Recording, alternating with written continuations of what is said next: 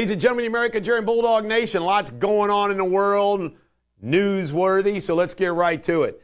This is a funny story. Arab Americans have surged in their support of Trump, where he's got 42%, she's got 41%. Can you imagine that? After all the anti-Semitism that comes out, she can't even hold the Arab Americans. Interesting.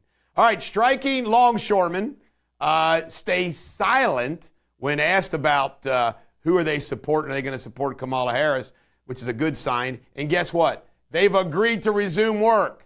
So the port strike is over. But you watch. Those few days are going to cause a big old problem. They got a 62% wage increase. Master contracts extended to January 15th, 2025.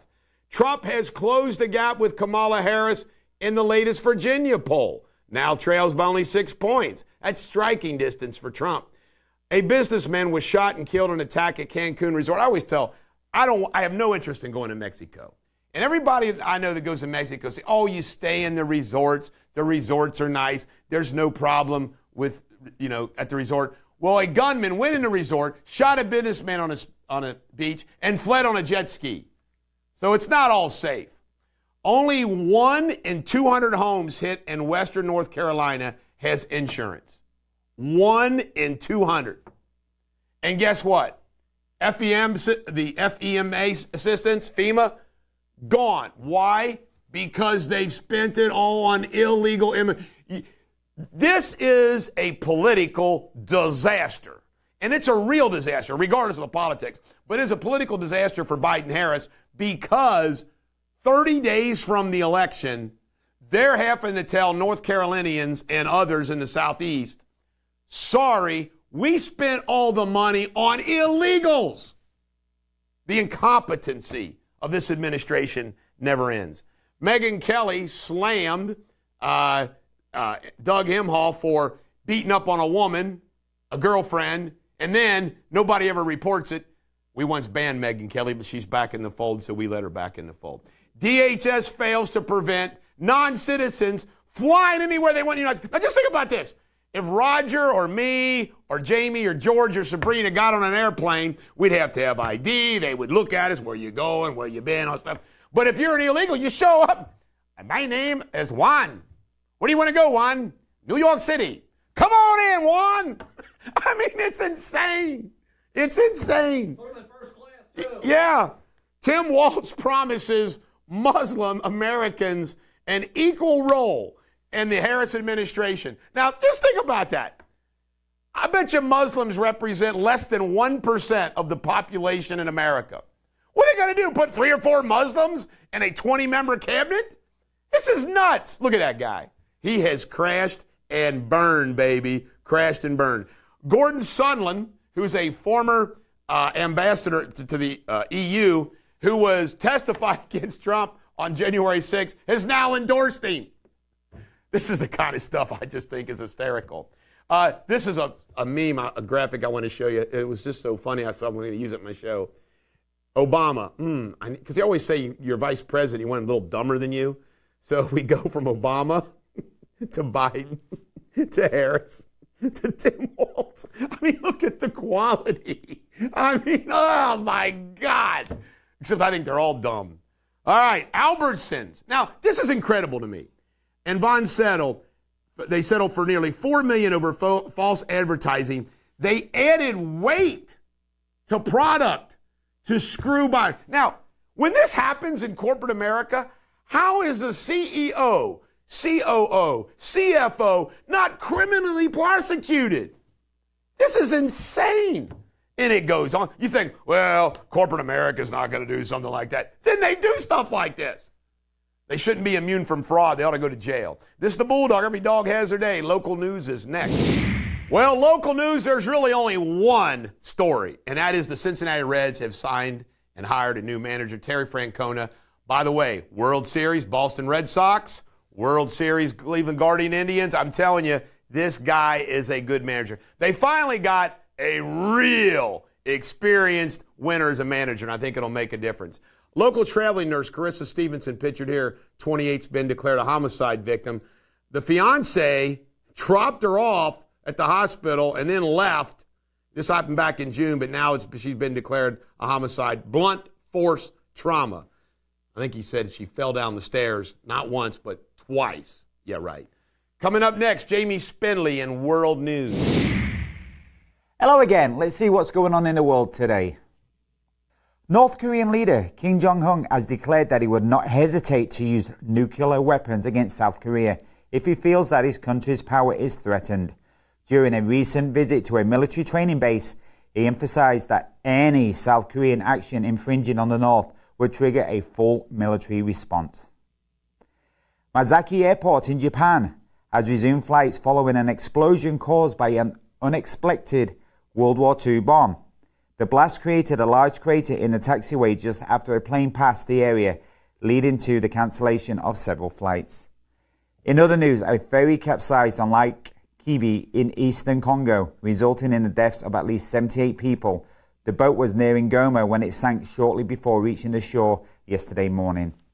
FIFA has delayed its ruling on whether to suspend Israel from competitions, instead launching an investigation following an appeal from the Palestinian Soccer Association.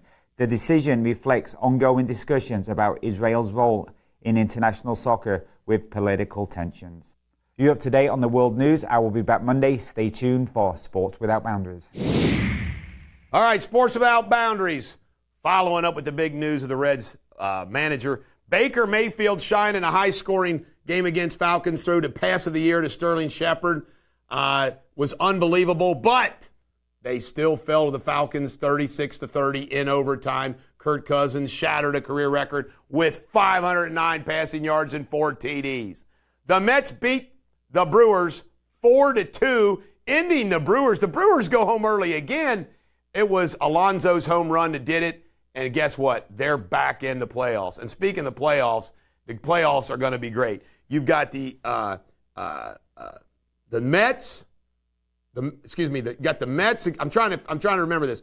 You got the Philadelphia Phillies are second seed. The Dodgers are first seed. The Yankees are first seed in the American League West. I forget who's the National League. But the baseball world playoffs are always good and always fun.